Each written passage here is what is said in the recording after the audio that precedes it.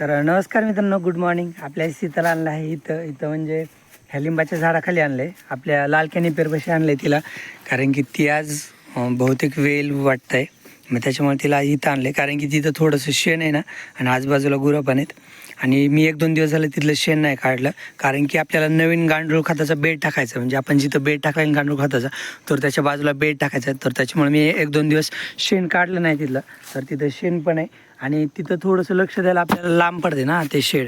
तर त्याच्यामुळे तिला जरा जवळ आणलं आहे. म्हणजे बघा, आपलं घराची भिंत येते आणि तिथून ही गाय लगेच पटकन दिसते, म्हणजे तिचा अंदाज वगैरे. आणि ती वेतानी मला नाही वाटत की कोणाला जवळ येऊ देईल. मग त्याच्यामुळे आपल्याला घरापासून लक्ष द्यायला सोपं आहे. तर त्याच्यामुळे तिला हिथं आणले. आणि आज काय प्रॉब्लेम, सीता आज येणार आणि मला जायचं बाहेर, जरा मित्राचं काम आहे आणि त्याला नाही पण म्हणू शकत नाही. मग त्याच्यामुळं आता व्हिडिओ बनवता येईल नाही, सांगता येत नाही. आणि मी नसेल तर पप्पा, म्हणजे गाय वेताने एक जणाला मदत करावं लागते ना. तर आई पप्पा तर व्हिडिओ नाही बनवू शकत गाईचा विताना, कारण की मी गंगाच्या वेळेस म्हटलं होतं नाही. बघा इथं थांब सीता थांब, बघा ते हात लावायचं म्हणलं पलीकडे हो तिकडं थांब थांब थांब. मी आधी ती काय होते पाठीमागे हात लावू देत नाही, पण तिथं जरा खड्डा जास्त पडला ना, तर ती आज वेल असं वाटतंय सीता. आणि हे गाय ते बघा कशी मारती, ही असं मारती तर ही. आणि पप्पाला पण पाठीमागे हात लावून देत नाही. आता हिचं दूध कसं काढायचं हेच लय मोठं टेन्शन आहे मला. टेन्शन तर लय मोठं, तुम्हाला काय सांगू. हिचं पिल्लू झालं ना तर त्याला कुठं ठेवू यार.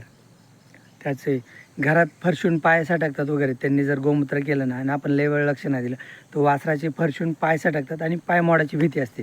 तर त्याच्यामुळे घरात तर त्याला जमत नाही. आणि गोठ्यात तर मग त्याला इकडं आपल्या खालच्या गोठ्यातच ठेवावं लागेल गाईपाशी. तर बघू, नाही तर गाईला इथं जागा राहून देऊ आणि गाईच्या पलीकडूनच वासराला पण जागा करू. तर असे मला खरंच म्हणजे वासराला कसं जरा कंपाऊंड पाहिजे, म्हणजे मोकळं मध्ये ठेवायला. पण ती व्यवस्था आत्ता सध्या तरी आपल्याकडे नाही, थोड्या दिवसात आपण करू. सर मग बघू. आणि व्हिडिओचं काय होतं तुम्हाला सांगतो, मी सांगितलं वाटतं की आई पप्पा दोघं पण गायच्या मदतीला लागतील. गाय वितानी गायची थोडीफार मदत करावं लागतील. तर त्याच्यामुळं फोन कोणी धरणार नाही. आणि मी असेल तर मी तरी पण फोन धरतो ना, म्हणजे आई पप्पा मदत करतात आणि मी फोन धरतो, गायला मदत करतात मी फोन धरतो. पण आज मी जाणार आहे, तर त्याच्यामुळं पप्पा तर व्हिडिओपेक्षा म्हणजे गाईला मदत करणं जास्त महत्त्वाचं. तर त्याच्यामुळे पप्पा तर म्हटलं ना तरी व्हिडिओ नाही बनवायचे. जर ते नॅचरली वेली ना, तर मग पप्पांना मी सांगणार आहे की त्याचा वेताने व्हिडिओ बनव आपल्या सबस्क्रायबरला बघायचा आहे. आणि ती विल्यानंतर बहुतेक मला परत यायला 4 वाजतील, 4-4:30, किंवा मी 3 वाजेपर्यंत यायचा प्रयत्न करीन. मग ती त्याच्यानंतर जर विली ना 3 वाजायच्या नंतर, तर मग मी स्वतः व्हिडिओ बनवेल. नाहीतर मी वापस आल्यावर लाईव्ह येऊ, कारण की ही वेल्यावर लाईव्ह यायचंच होतं आपल्याला. ते बघा कसं करते ती, धावून येते यार. ती रात्री मला हात लावून देत होती, पण आता हात लावू देत नाही. आणि विच्या अगोदर ना, ते बघा तिने शेण आहे ना इथं पातळ टाकले. म्हणजे मी सकाळी पण उठल्यावर मी गेलो होतो ना तिच्याकडे. सकाळी मी 5 वाजता तिच्याकडे जाऊन आले. 5 वाजता मला 4:45 वाजता पप्पांनी उठवलं. रात्रीची लाईट आहे ना, तर त्याच्यामुळे मी 5 वाजता कुट्टी वगैरे करून घेतली. आणि कुट्टी केल्यानंतर 5:15 वाजता मी गाईकडे गेलो होतो. तर त्यावेळेस व्यवस्थित होती गाय, पण त्यावेळेस तिने घट्ट शेण टाकलं होतं. आणि आता हे बघा इथे शेण टाकले तिने, पातळ शेण टाकले गाईने. तर पण आता सध्याला लयच ती ॲग्रेसिव्ह झाली. मला तर हात पण लावून द्याय नाही ती, लयच कडू आहे ही. तर बघू, जमलंच तर मी पप्पांना व्हिडिओ बनवायला लावेल.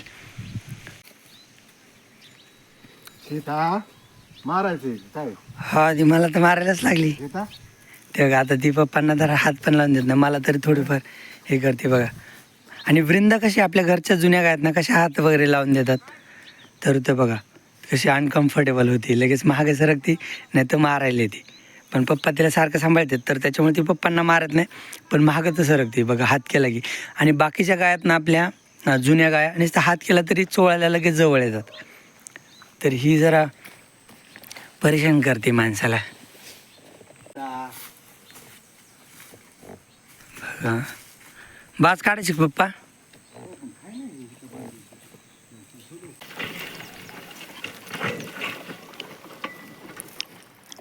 चल.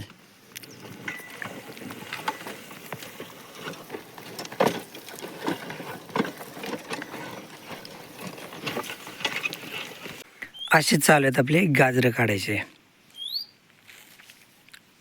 चाललो हिरे आपला जागर एक बाय. आता सीता आपली वेती आज नक्कीच वेती. आता मी आलो दुकानात साडी घेण्यासाठी.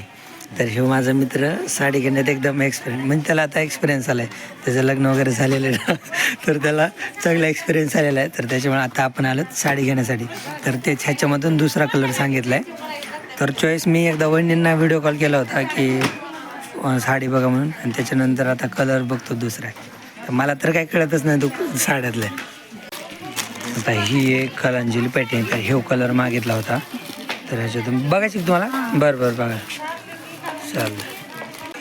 तर मित्रांनो ही साडी आपण घेऊन टाकू, ती नको. आम्ही ह्या 2 चॉईस केल्या होत्या, तर ह्याच्यातली ही हिरवी घेऊन टाकू. गेल्या वर्षी आईला अशाच कलरची घेतली होती, पण हीच घेऊ आता. ती काय नाव ह्याचं? कलांजली पैठणी. तर चालतं, ही ट्रेंडिंगवाली हीच घेऊन टाकू. आणि ती हा कलर पण छान आहे, हिचं जरा इकडचं काम चांगलं आहे, पण एवढं काय मला कळत नाही जास्त, मग ही जरा छान वाटते. मित्रांनो मित्रासोबत गेलो होतो मी कर्जतला, तर तिथून यायला लयच उशीर झाला ना, संध्याकाळच.